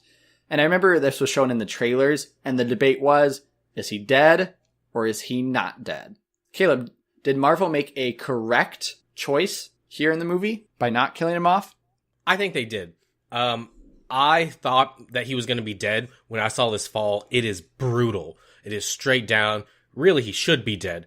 But he's not. And I think it's better because if he was dead, I think it would have made a rift that was too great on the team for them to ever repair. We get something similar at the end of the movie, and we see it has long-lasting effects. And so, if this did happen, I don't know what Tony would have done to Vision, or to Falcon, or to all of them for even starting it to begin with. So I'm glad that they didn't kill him. Plus, I just like that character. True. I wish they would have killed somebody here. I mean, I don't. But on the other hand, it would have given weight. In the comics, when they kill Goliath, a bunch of people jump from Iron Man's team to Captain America's team, and it gives more weight to the comics that was already a heavy comic. And I wish we would have gotten some of that, but alas, it was okay. However, in some future scenes, we do see Rhodey is not dead, he is just paralyzed. Tony is trying to help him recover, but he's kind of being a jerk about some things. Yeah, through this whole movie, I don't know if you got this sense, but I couldn't like Tony as a character, and I think he acts that way, so you don't like him, so that you like Captain America and you're rooting for him against Tony. I think parts of that are right, but I actually think Tony is represented fairly well here. He has a stance and he's sticking to it, but he doesn't feel like a villain to me. Well, okay. But he does go off to the raft. Now, while he's on his way here, Zach, he's looking at his phone. We get another cameo from director Joe Russo, who is just one of the guys on his phone. It's the guy that died in the bathtub a few scenes earlier. That's right, and it's here that Tony has learned the truth. Now, we haven't talked about this strain, but in the movie, there's kind of this red herring that several different people, Bucky, Captain America, talk about in this movie. And that is that Zemo's entire plan was to go and find out this mission report, 1991, to see where the secret soldier serum is, which has created the Soviet super soldiers. And that is why he is now on his way to Moscow to unleash this secret cell of 5 individuals that, as Bucky states, could topple a government overnight and nobody would know. And for me, I bought into that. I thought that is what Zemo is trying to do to set up this end fight. Yeah, and that's typical comic book movie and typical comic books, so it's what they want you to think. And so after finding out that information, Tony lands on the Raft prison, which in the comics there actually is a Raft prison, but this is right near Rikers Island instead of in the middle of nowhere, where apparently this is. And it is here that he goes to talk to Captain America's team that were all captured, but Captain and Bucky were able to escape. And Clint Barton calls him the Futurist. Now, Caleb, this is actually a call-out. It's a shot at Robert Downey Jr. because in 2004, he released a album called The Futurist, like a music album. Yeah, you can go on Spotify and you can actually listen to it. Is it any good? I don't. Maybe we can play some. Nope. Maybe we can do a commentary. Yeah. Can you commentary music? Does that work?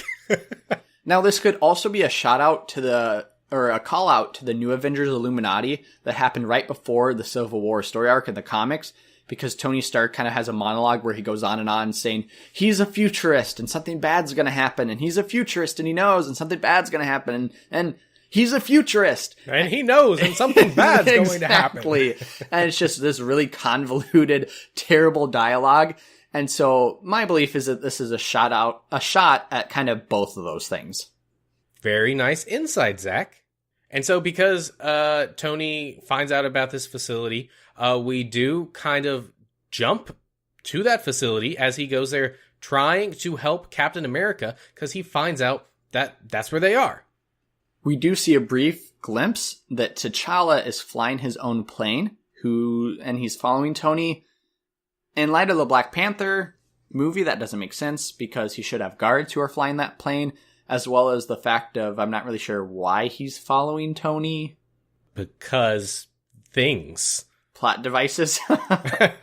So before they leave their Quinjet, Captain America puts his hand on Bucky's shoulder, which is a callback to the original Captain America movie, The First Avenger, where in that alleyway fight, Bucky places his hand on the exact same spot on Steve's shoulder. Yep.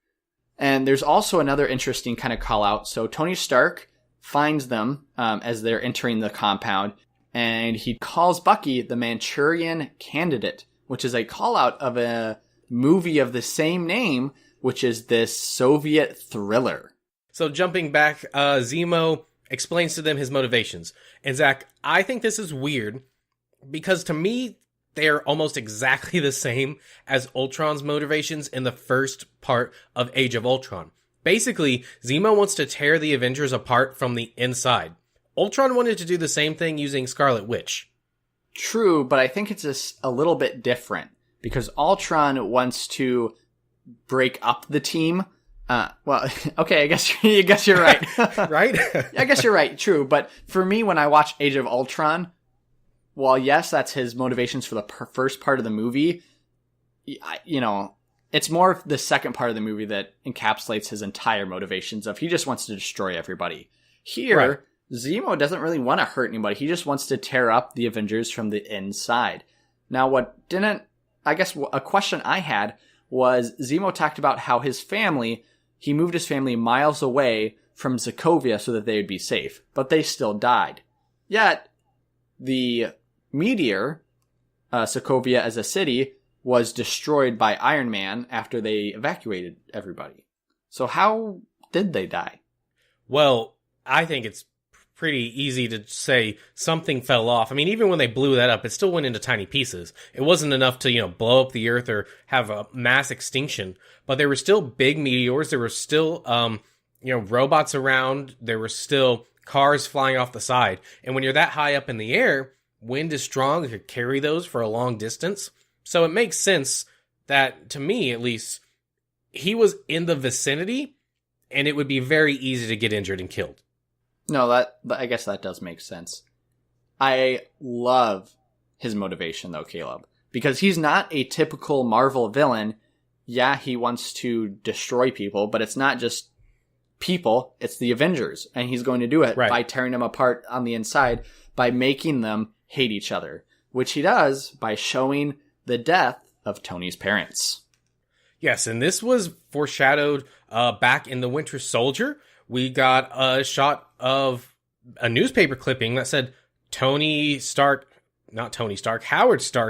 was dead when Arnim Zola was talking. And I want to say this was also mentioned in another movie, but I couldn't remember which one it was. Iron Man 1. So actually, the death of Tony Stark's parents, the date has been consistent from Iron Man 1. They mentioned it there. They mentioned it again, I believe, in a couple other movies. It's mentioned. And that date has stayed the same from the first movie.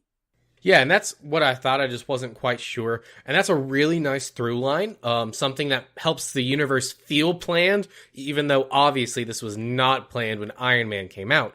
But it's cool, and this is what really sets Iron Man off on Winter Soldier. Yeah, it gives weight to the scene, and he finds out that Captain America knows. Now, I'm assuming Captain America finds out when Bucky, earlier on in the movie, is telling Captain America about the Soviet super soldiers. Is that correct? Or does he tell him later on, or does Captain America just know from declassified SHIELD files? So the way that he says this, I have always taken it to mean he knew that Hydra killed his parents. He didn't know it was Bucky specifically. Okay, because I've always taken it that he knew it was Bucky specifically. Because if it was just Hydra, then Tony shouldn't be super mad because he can assume it was something, maybe foul play. Yeah, it's vague, and I think they leave it vague on purpose because we haven't seen it before, and it really could be played either way. And so it's here that we have a fight scene between the trio, and this is the best scene in the entire movie by far. It has weight. Unlike the airport scene, somebody's going to die. You know that they're trying to kill each other. Captain America and Bucky are just trying to stop Iron Man, but Iron Man is trying to kill them outright. And so this is just an amazing scene. Now, Caleb, during this scene, there's actually an iconic shot. Do you know the iconic shot I'm talking about? Of course. It's them both, Iron Man firing his repulsors at Steve and Steve holding his shield up in like this very specific pose where they're both kind of, in the movie, it's more inward, but in the comics, it's more like upward, where they're trying to withstand each other's, like, attack. It is, yeah. Because Iron Man, in the comics, this is an iconic shot on the cover art of Civil War issue 7, the last issue. And Tony Stark's kneeling on his knees firing, and Captain America is holding up his shield, like you said. Yeah, and they kind of do, it's not really slow-mo, but they slow it down a little bit here so we can see that shot. It is done very, very well. And as you said, Zach, this entire scene is incredibly emotional. The hits are hard, it's fast, it's choreographed well. And during this whole thing, Bucky gets his arm blown off. Yeah, exactly. Iron Man, I believe, shoots out his chest beam and cuts it off. And even more, while this is going on, we have another callback back to that first Captain America movie when Steve says, "I can do this all day." That's right. And as I already mentioned, we get Tony Stark analyzing Captain America's moves, which he does in the comics. And then it actually ends like it does in the comics. So after this very well choreographed fight that they showed a ton in the trailers with Captain America and the Winter Soldier just destroying Iron Man, Captain America gets his shield and he starts hammering it into Iron Man. And then he bashes his helmet off. And that all of that is in the comics. Now, I will say in the comics, it is probably the worst ending to such a huge storyline that I have ever read. I still hate it. In my research, I found that a ton of other people share that hatred because as Captain America is hitting Iron Man, he now goes for the final blow. He wins, but then citizens tackle Captain America. And like after 4 citizens tackle him and say, stop, he's like, oh, I'm not on the right side. I should have been on the government side all along. Take me away. And then he walks away. And that's that. Does he really? Yeah. And that's it. And he leaves his whole team. He walks away. And that is that. Terrible ending. That is terrible. Terrible writing. I haven't even read it. And yeah. Terrible writing. This movie does a ton better where Captain America takes out Iron Man. Now, Iron Man's still alive, but he's yelling at him as Captain America and Bucky are walking away that, how dare he, and that shield belongs to his dad. And so Captain America takes off the shield and throws it. Yeah, and he leaves it there. And Zach, when I saw this in the theaters, I didn't really understand the significance of this. But afterwards, the directors came out and said, no, him dropping that shield means he is no longer Captain America. Mm-hmm. I mean, he's no longer Captain America. He's no longer really friends with Tony Stark, is one of the lines Tony said, Captain America goes, he is my friend. And Tony Stark goes, so was I. And I'm like, what a right line. In the feels. What a line. Yeah. And so after this is over, we see Zemo outside. And he's about to kill himself, and Black Panther basically stops him and says, no, you're not going to do that. And Zach, I feel that Zemo in this film actually wins. He doesn't kill himself, which he wanted to do, but his goal was to tear the Avengers apart, and he successfully did that. And I would agree with you. I think in the next scene, we see that they're somewhere in that compound with Ross, and he's like, how does it feel to lose? And that's when Zemo goes, I can't remember the line, but he's like, did I? Is basically, the line. And I would agree with you. The villain wins in the movie. Which is a very interesting change from the other movies we've gotten. And also, he doesn't die. They don't kill him off. No, he could still be in the movie. They mention him briefly in the Black Panther. He could make a reappearance. Yeah, and I think that would be really cool. And I wish Marvel would start doing that with their villains because... these villains in the comics have a long history, and for most of them, they only get one movie, and you can only do so much in one movie. That's very, very true. So now that everything's kind of settled down, Tony does go back to Avengers HQ, and we see him there again with Rhodey with those robot legs, and we get our Stan Lee cameo. That's right. Is there a Caleb Stank? Zach, as I told you before we started recording, I hate that. I hate the word stank. I don't know. It just bugs me. It feels so gross and dirty. Like moist? Moist. No, I'm good with moist. Okay. Yeah. Yeah, that's right. So Stan Lee is delivering a package from Captain America, who writes him a note basically saying, I know we hate each other. I know I kept a secret of your parents dying, but here's a phone. Call me when you need me. Yeah. And some people took this as them reconciling at the end of the movie. It's not. The directors have come out and specifically stated it is not. But it shows us that Cap is such a good guy that even though he's walked away from it all, in the end, he will be there if someone needs him. That's right. We also visit the Raft prison as we see that Captain America and you see him off screen in a comic, Bucky, are rescuing the Avengers. Caleb, have you read the Infinity War prequel comics? I have not. In fact, the only prequel comics I've read were some of the early ones.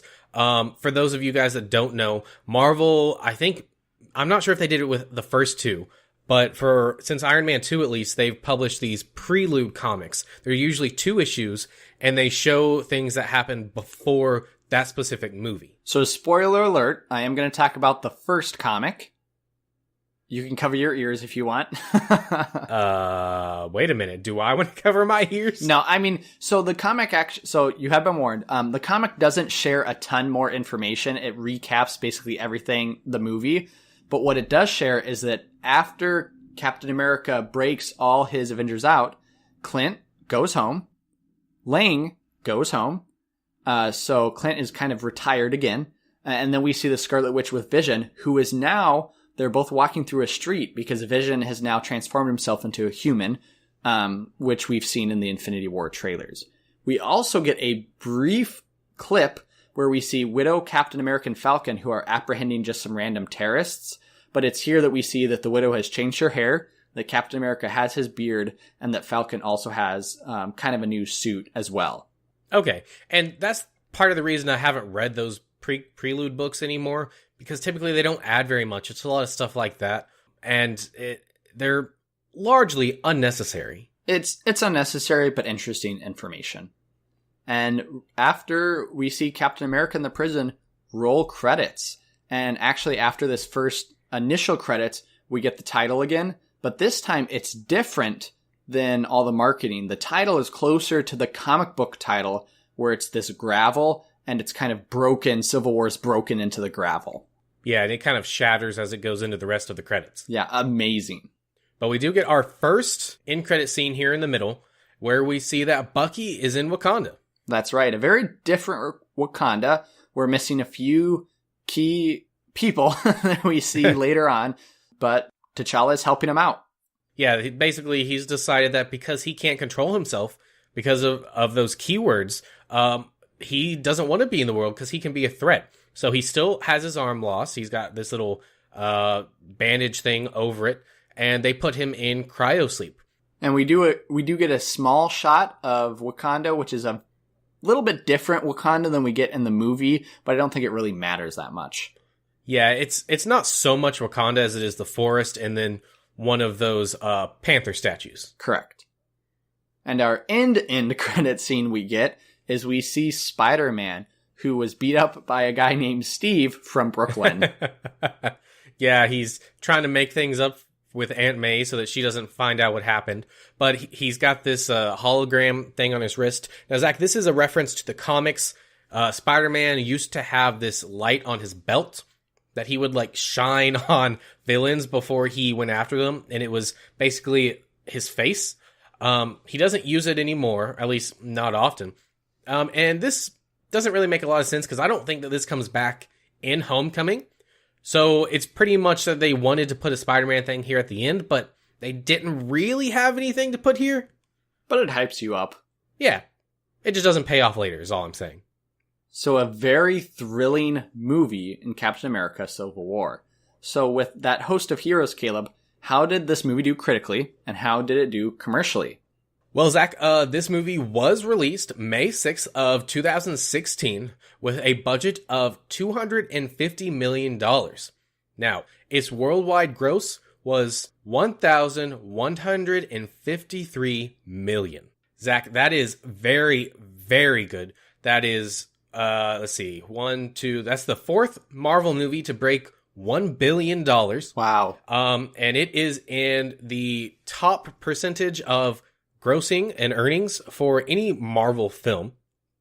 Currently on Rotten Tomatoes, it is sitting at a 91%, which is incredibly high. And on Metacritic, it's a 75. Now, Zach, on Fandango, this movie had the highest advanced ticket sales for a superhero film ever. That's incredible. It comprised 90% of the site's weekend sales. Wow. Yeah, kind of insane.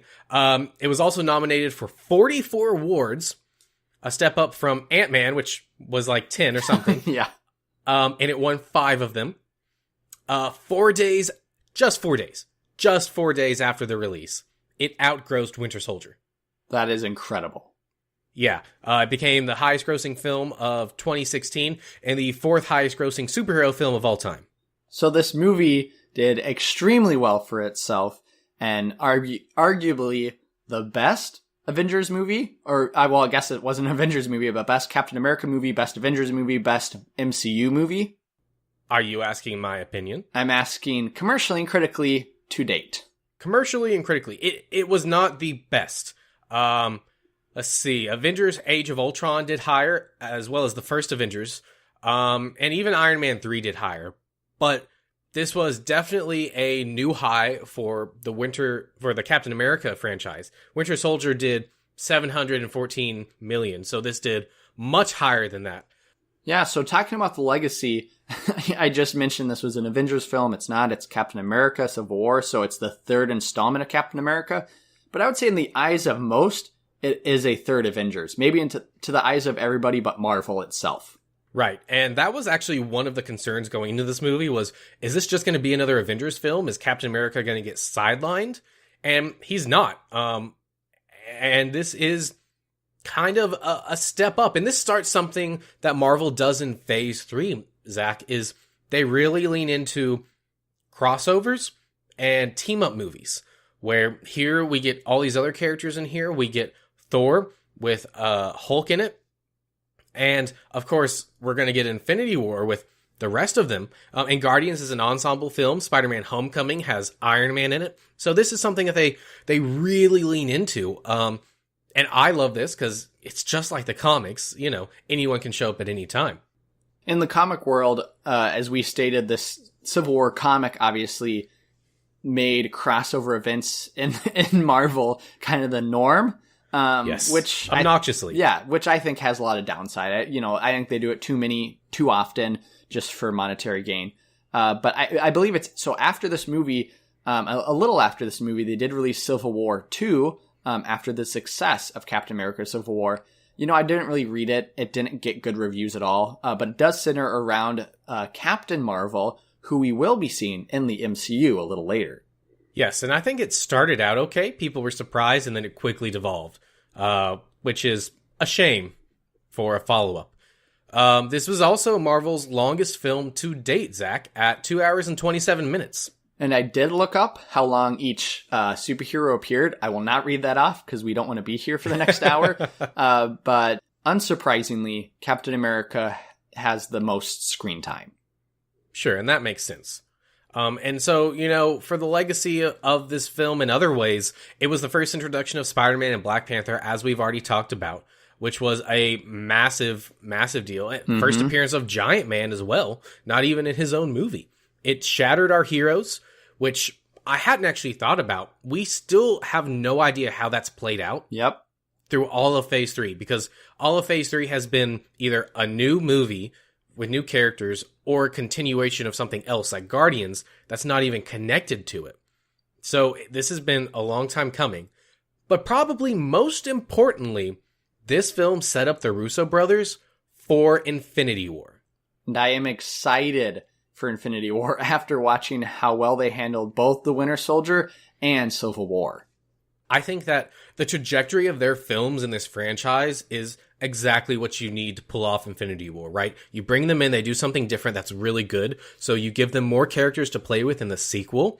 They handled that flawlessly. I remember this movie feeling very rushed. Watching it this time, I don't think it did. I think it flowed very well, had very good pacing. Mm-hmm. And so I'm really excited to see how they pretty much double or triple the cast for Infinity War, and give everyone their due.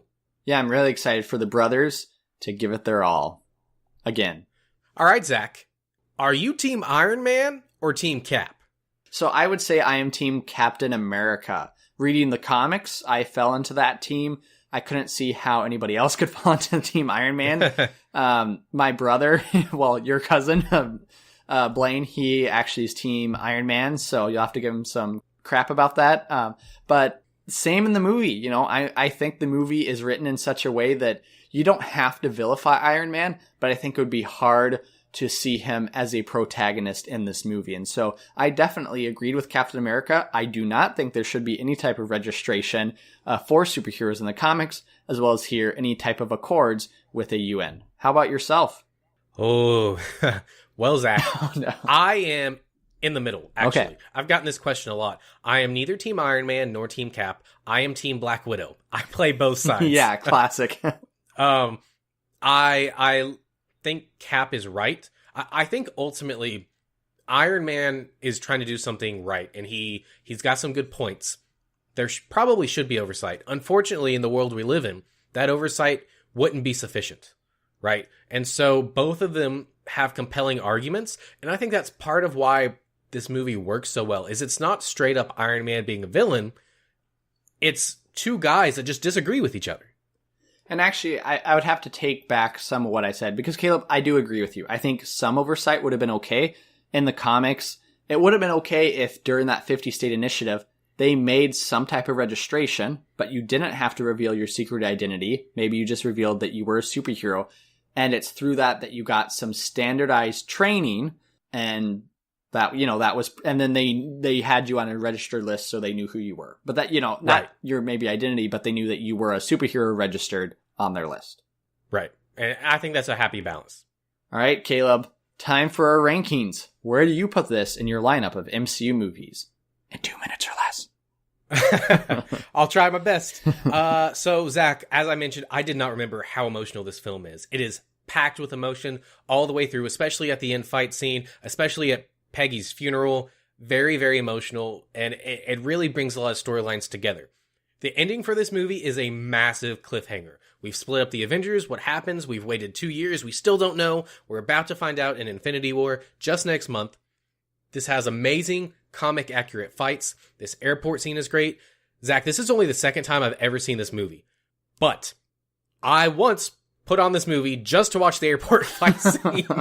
I turned it on, and this is great. I was afraid that I wouldn't like it as much this time, but it is phenomenal. It brings a conclusion to a lot of the characters. The CGI was also fantastic. Nothing looks fake. It's just very well done, very well balanced. So, where do I put this? I know it's in my top. At my top currently, it's Captain America 2, Guardians, The Avengers, and Iron Man. This is better than Iron Man, hands down. Better than The Avengers? I don't know. Yeah, I think so, actually. I think this is better than The Avengers. Is it better than Guardians? Actually, in my list, I didn't say it was. I am changing my mind. I think this is better than Guardians. I do not think it's better than Winter Soldier. I think Winter Soldier is a little bit more grounded. It's a little bit more streamlined, probably because it has less characters. So, I am putting this at number 2, which brings my new list, starting from number 1 all the way through number 13 at this point, to Captain America, the Winter Soldier, Captain America, Civil War, Guardians of the Galaxy, The Avengers, Iron Man, Thor, Avengers Age of Ultron, Thor the Dark World, Captain America, the First Avenger, Ant-Man, The Incredible Hulk, Ant-Man 3, Iron Man 3, and Iron Man 2. Whew, did I make it in time? You did! Woo! Great job. Well, Caleb, while I have not turned on this movie just for the airport scene, what I have done is watched trailers again and again and again, because I just love the marketing for Captain America Civil War. So yes, this movie has some minor issues. I haven't talked about it. My biggest gripe is that Vision is just written off. He doesn't do a lot in the airport scene. He doesn't appear in the first battle. And so I feel like that was just lazy writing, because I thought Scarlet Witch could handle him, and he was just a super powerful being they written off. That was unfortunate. However, the good far outweigh any negative. This is the best villain to date in the MCU. I know Zemo got a lot of negative feedback, but I loved him. Great middle, intense ending, intense. Best fight scene, best ending in any MCU movie. There's a great twist in here. I didn't see this coming, that it was the parents that died by the hands of Bucky. And as you mentioned, Caleb, it leaves us on a cliffhanger with a shattered group. And so this is just an amazing movie that I could watch again and again and again. And that's why I've watched this multiple times. I think this was like my 6th viewing of Captain America Civil War. And so when I look at my list and where to put it, it for sure makes the top 3. And Caleb, I'm not even going to tease you. Captain America Civil War is my number 1. This is ultimately better than Avengers, and this is slightly better than the Winter Soldier. Winter Soldier is good. Civil War is great, which makes my list from 1 to 13 in order. Number 1, Captain America Civil War. 2, Captain America the Winter Soldier. My 3rd is The Avengers. My 4th is Guardians of the Galaxy Volume 1. My 5th is Iron Man. 6th, Ant-Man. 7th is the original Captain America. 8 is Avengers Age of Ultron. 9 is Thor the Dark World. 10 is Thor. 11 is Iron Man 2. 12 is Incredible Hulk. And 13 is Iron Man 3. Which means that all 3 Captain Americas are in my top 7, and 2 of the Captain America movies are in my top 3. Very, very high praise for the Captain America franchise. What can I say? I'm a Captain America fanboy. You know who else is a Captain America fanboy? Tell me, Zach. Maybe Taylor Poole. I wouldn't know. But hopefully he would be on Cap's side, which is the right side. And so he does awesome music, great great music. Actually, if you want to know some insight, every time Black Panther appeared, they played some like cat music or like African music. Taylor Poole actually did the music for those scenes. Yeah, that's actually his voice. But no, he's a great guy. Great music, fantastic music. Check out his site at taylorpoolemusic.com. TaylorPoole music.com. And while you're waiting for our next episode, guys, please go and check out our friends at CNC Power Hour over on Twitch. They stream Magic the Gathering on Sundays and video games throughout the week. Thanks for listening to 'Cause We're Nerds, Road to Marvel's Infinity War, Captain America Civil War. We would love to hear your comments or feedback at cuzwerenerds@gmail.com. That's CUZWERENERDS@gmail.com. Or leave us an iTunes review or comment on Facebook. You can also follow us on Twitter, Instagram, Facebook, or any other major social networking or podcasting sites. Join us next week as we get rather strange for the Doctor Strange movie. What is Stephen Strange's comic origin, and does the movie stick to it? How was a movie that introduced different realities accepted by the general audience? And was Benedict Cumberbatch the right casting choice for this movie? Find out these questions and much more on 'Cause We're Nerds, Road to Marvel's Infinity War, Doctor Strange. Stay nerdy.